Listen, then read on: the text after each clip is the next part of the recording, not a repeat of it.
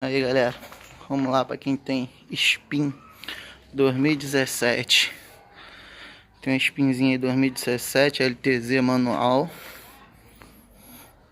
Barulho de suspensão direto, faz muito barulho.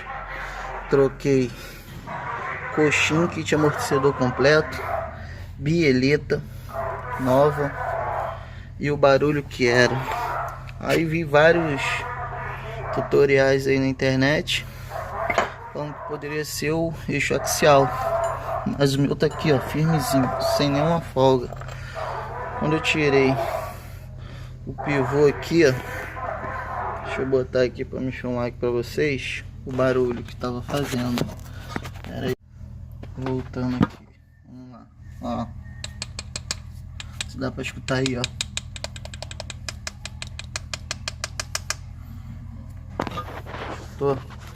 O barulho que tava fazendo lá dentro do carro.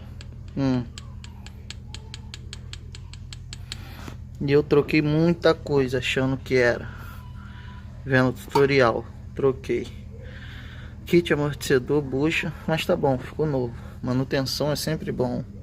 Bieleta, botei boa na cata.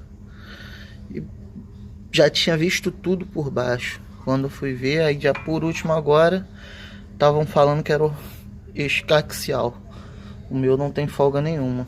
Agora quando eu fui botar no alto ali, que eu fui mexendo com calma, achei o bendito coisa. Aqui ó, pivô da direção aqui ó. Acho que é esse o nome, ponteira do pivô. Valeu, já vai deixando um joinha aí quem puder e tamo junto.